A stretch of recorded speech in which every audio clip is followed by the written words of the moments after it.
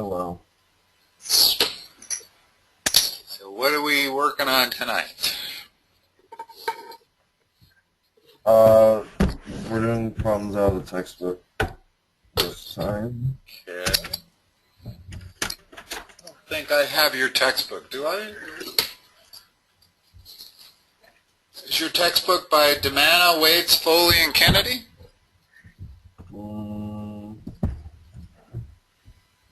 Nope. Okay, you're going to have to read them to me then, or send them to me. Yeah. I'm finding the page real quick.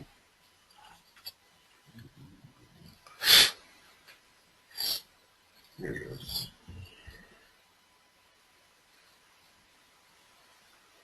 All right.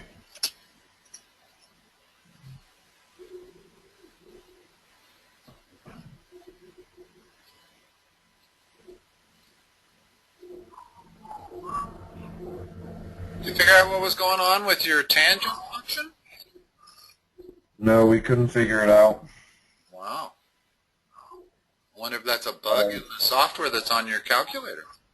It might be. I wonder if it has anything to do with their blocking. You know how they block everybody? I had somebody else from Chatfield who said that they turned all the calculators off and they couldn't figure out how to get them back on.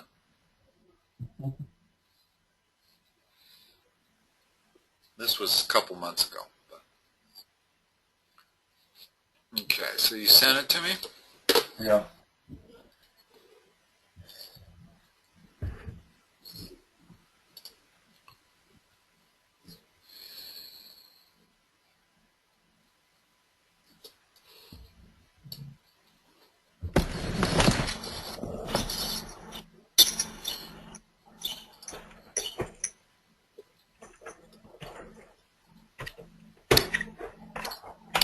Okay. My favorite thing to do. Verifying trig identities. And you kind of do have to think of this as a game. Because there's no real purpose of this other than, is that a multiplication? Is that a dot? Yeah. There's no purpose to these other than to reinforce your knowledge of trig identities. And believe me, when you do a bunch of them, it will do that. What is cosecant equal to? Usually you want to think of the reciprocals. And usually you want to move towards sine and cosine. 1 over sine.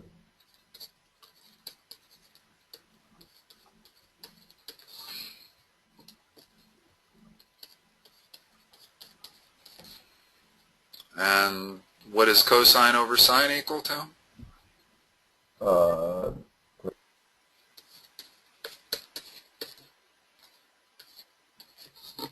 Done.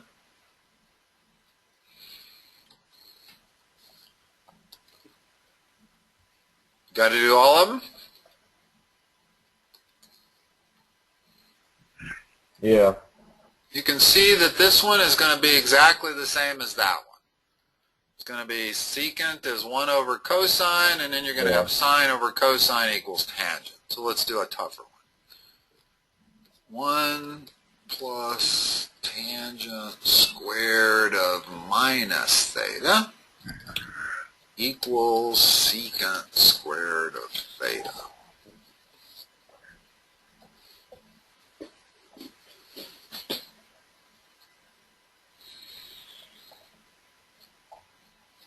What is tangent of minus theta equal to?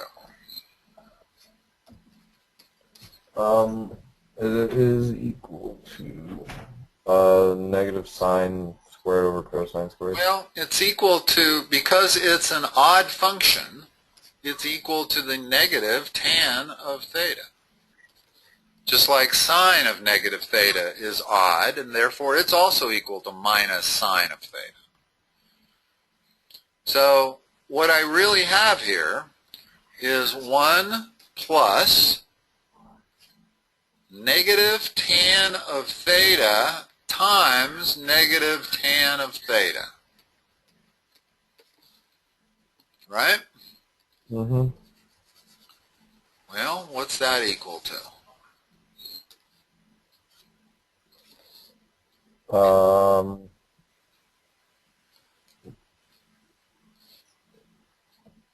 Be 1 plus negative tangent squared theta. Well, when you square negative tangent of theta times itself, it turns positive.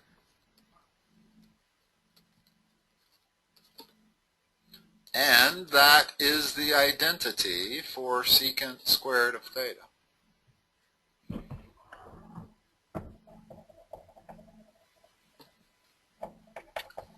Likewise, number 4 is identical, only you're going to get 1 plus cotan squared of theta, which is the identity for cosecant squared of theta.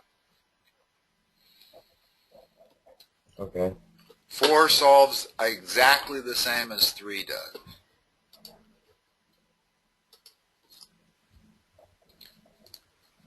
Cosine of theta times tan of theta plus cotan of theta equals cosecant of theta.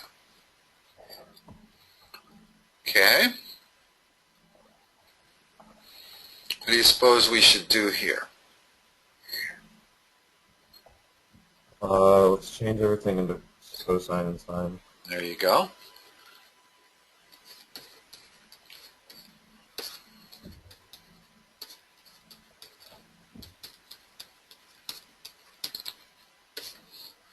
Now what?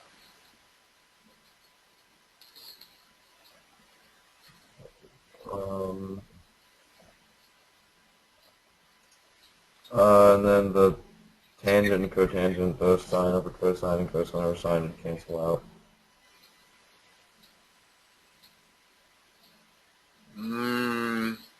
What?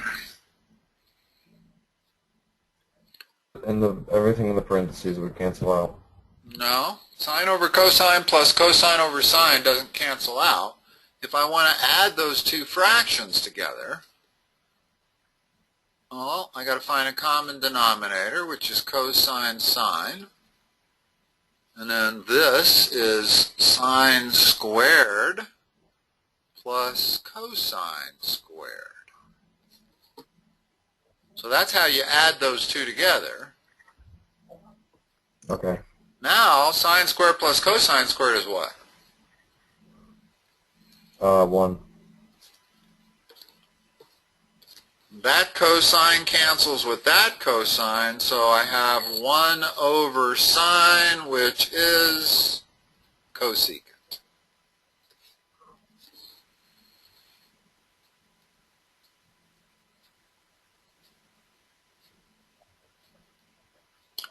Six is going to be very similar. Again, what they're doing is they're making the even ones exactly the same as the odd ones, only using the co-functions instead of the functions. Let's still walk through it. Okay?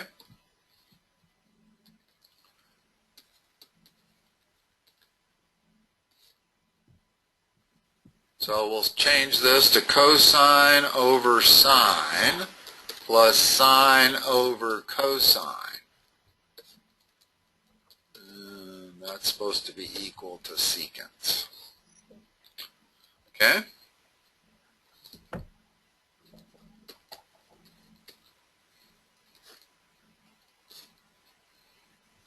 What now?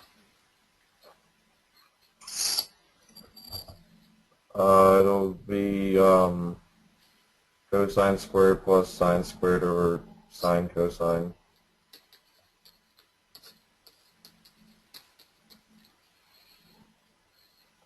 And then the sine and sine will cancel out, and then cosine squared plus sine squared is 1. So we have 1 over cosine, which is secant.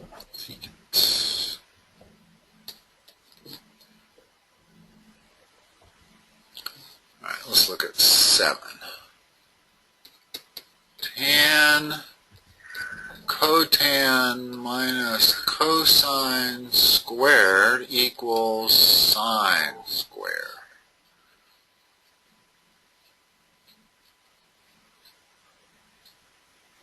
Let's change everything into sine and cosine. Okay.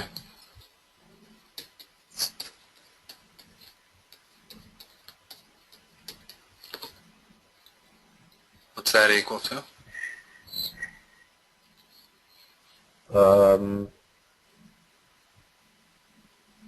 Sine squared plus cosine squared over cosine sine. And what's this equal to? 1. Okay, so now we have 1 minus cosine squared equals sine squared. Well, based on the trig identity, this is equal to sine squared. In other words, sine squared plus cosine squared is equal to 1. But you should get more used to looking at that, because you're going to see this more often than you'll see sine squared plus cosine squared. In other words, they usually give you the manipulation of it. So it's worthwhile recognizing that that's sine squared.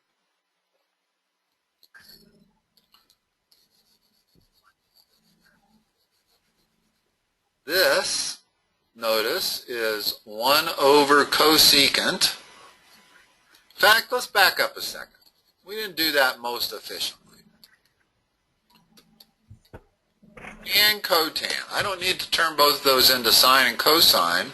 I merely need to recognize that tan is 1 over cotan. So now that's equal to 1 immediately. A little faster. And same thing in 8. The sine cosecant, that's 1 over cosecant, so that's 1. So again, I have 1 minus cosine squared equals sine squared.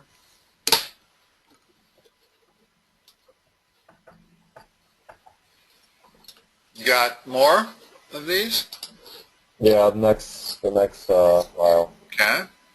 These can be challenging. Not usually the easy ones aren't, but they can definitely be challenging. The worst part is if you happen to go down the wrong path, it takes forever to recover from it. I mean, you can spin your wheels a lot of time taking the wrong view. But it sounds like you've already learned what to do if all else fails, and that's convert everything to sines and cosines and go from there. Yeah. But that isn't always the right way to do it. If you're dealing with stuff like tan squared plus 1, and you don't really want to convert all of that to sines and cosines. So that's... And then we're going to number 15. Okay.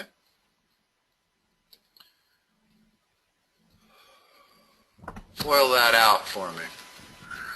Well, I mean, like, we're doing the ones before that, just we're ending at 15. Oh, we're ending at 15. Excuse me. Yeah. So I'm going to leave the theta, since you just have to rewrite it over and over and over, unless the angle changes and you have a theta and a beta or something. So what's the product of those two?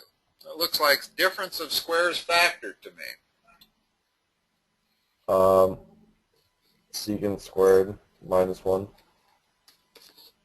Which is?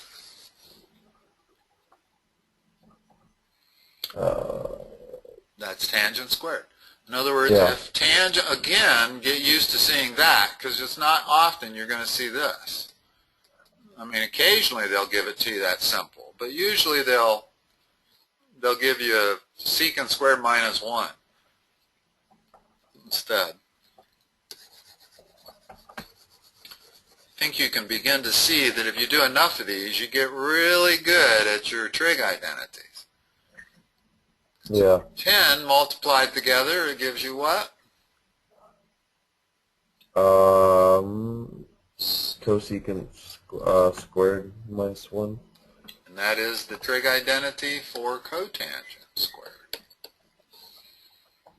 In other words, cotangent plus 1 equals cosecant. Just remember, if you can remember this identity, then the third one is the same as this, only with the cofunctions.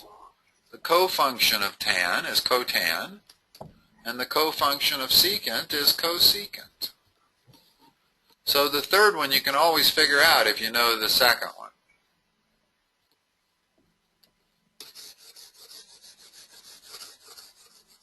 All right, let's look at 11.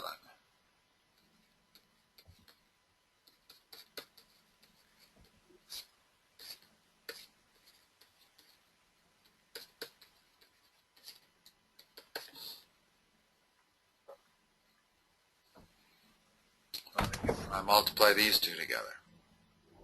Secant squared minus tangent Yeah, squared. it would be a major mistake to switch everything to sines and cosines. That would make the problem a lot harder. So this is a good example of where you don't always do that.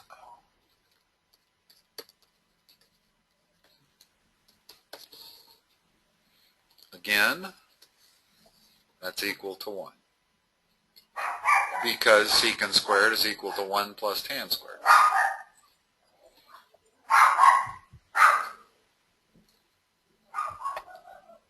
Same thing. We're going to have cosecant squared minus cotan squared, which is also equal to 1. That's the identity for 1.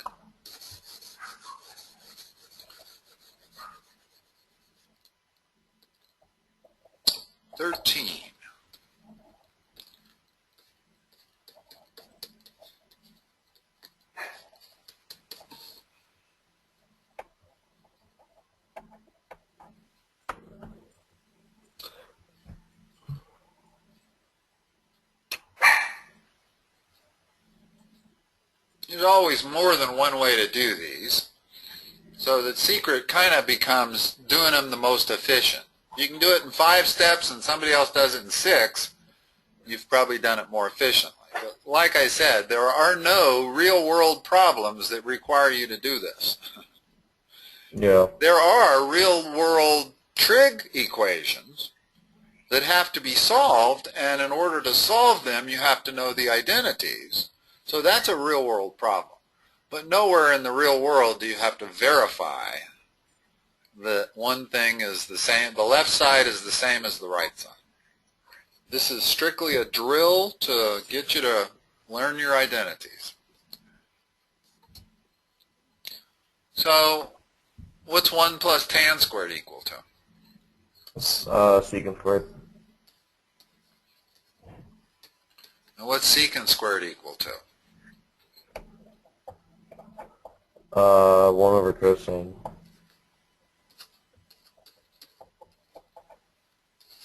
It's equal to 1.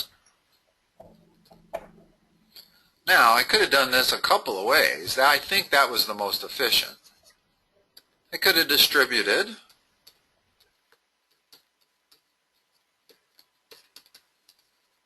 Then I could have changed the tan into sine over cosine. So now I get cosine squared plus sine squared equals 1. Of course, that is equal to 1. But I think that, maybe not. I was going to say that's a step further, or a step extra. But it doesn't look like it is, actually.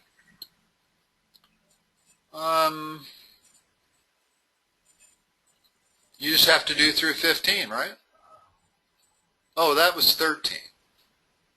Yeah, so. Let's do 14. Yeah.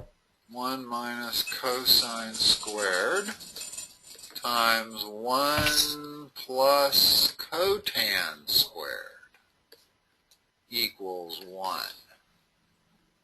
Well, probably the simplest thing to do. In other words, we could multiply these together, but then we have a lot of terms. Yeah. What's 1 minus cosine squared equal to? Sine squared. And what is 1 plus cotangent squared equal to? Cosecant squared. And cosecant is 1 over sine.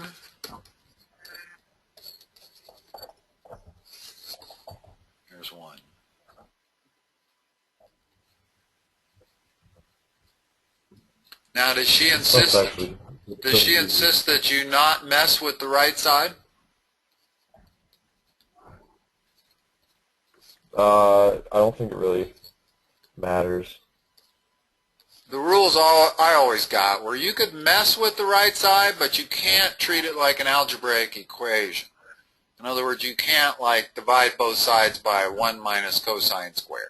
You can't do stuff like that.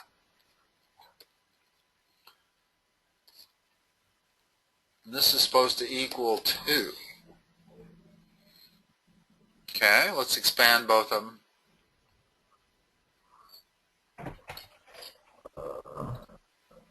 So sine plus cosine squared is 1. Hold on. That's not what you get when you square that.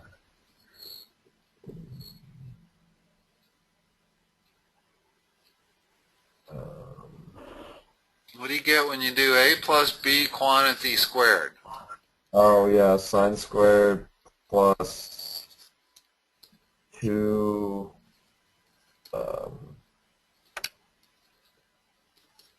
Okay, That's what you get. I don't know that now. Alright, what do you get when you expand the other one? You get sine squared minus 2 sine cosine. Remove the parentheses because everything's being added, so I don't need them. Simplify. This 2 sine cosine cancels with that 2 sine cosine. That's equal to 1. That's equal to 1. 1 plus 1 is 2.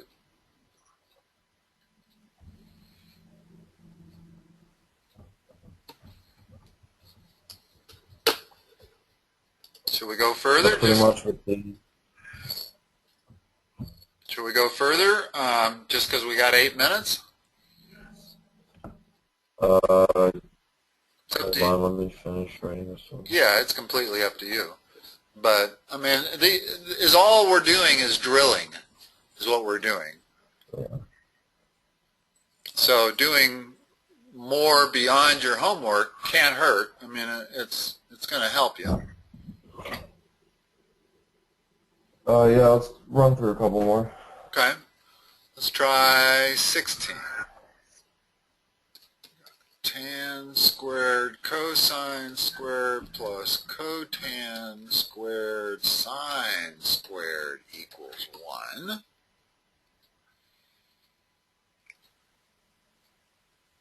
should I do here?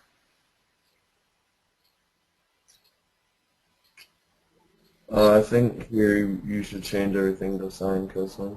Okay, so we got sine squared over cosine squared times cosine squared plus cosine squared over sine squared times sine squared.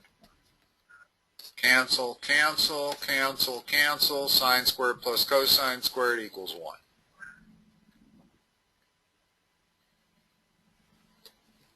$17 looks kind of interesting.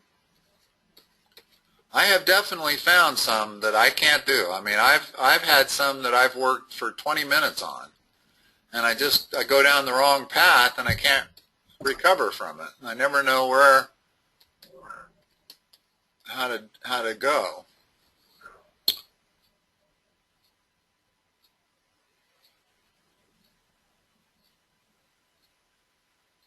How would you do this one? Well, that's a good question.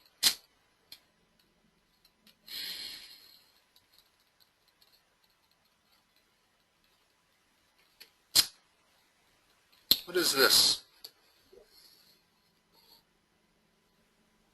Would that just turn into secant squared? Well, no.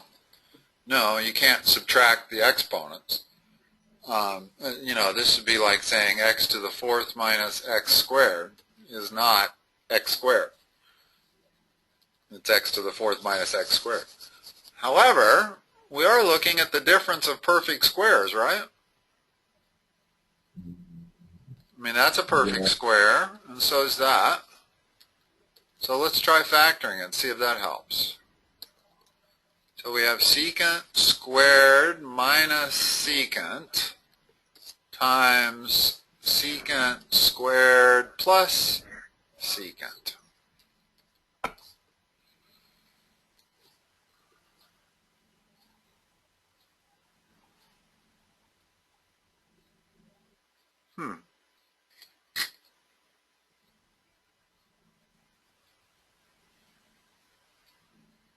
Let's see, tan squared, we know that tan squared plus 1 equals secant squared. So, tan squared is equal to secant squared minus 1.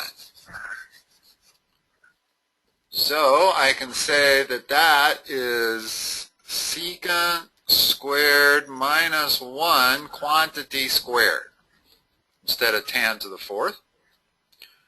And then tan squared is secant squared minus 1. Now we have the whole thing in secant. Should be a piece of cake to line everything up here. I think we're going to have to just multiply that out. And we get secant fourth minus 2 secant squared plus 1 plus a secant squared minus 1. So this cancels with that, and this cancels with one of those secant squareds. So that's what we get. And that's what we started with. So really what I did was just worked on the right side. In other words, I maybe improperly worked on both sides as I was solving it, but when I worked on the right side, I narrowed it down to that, and that's actually what we started with on the left. So that's fine to do. There's nothing that says you have to work on the left side. The rules are usually you work on the more complicated side. In this case, they're equally complicated, I think. So, but I could have also messed around with secant squared and secant to the fourth and turned it into tangent. In other words, I know that secant squared is tangent squared plus 1. So I could have worked on the left and just turned it all into tangents, and I would have turned it into tangent 4 plus tangent squared.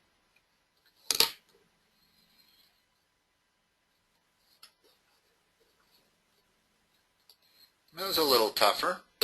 18 is the same as 17, only with the cofunctions. It's a little annoying that they do that. I don't know. I like the fact that they give you a problem and then give you a similar problem. I love that. But to just use the cofunctions on 10, 12, 14, 16, and 18, it's the same problem, only the cofunctions instead of the functions. Yeah. Now, 19, these are where they start getting hard. Let me just point out one thing about 19 that you might not realize that you have to do. Frequently, when you see something like 1 plus sine theta, that doesn't convert to very much. In other words, 1 plus sine theta is not an identity for anything. So you have to do something special here. And what that is multiply by the conjugate. 1 minus sine theta all over 1 minus sine theta.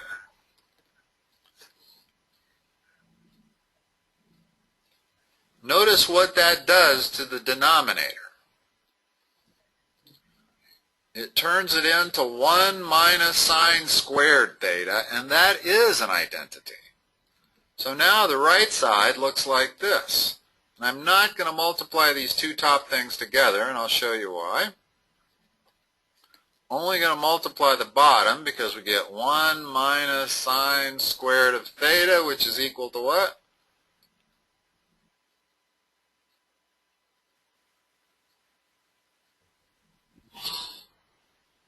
What's 1 minus sine squared theta equal?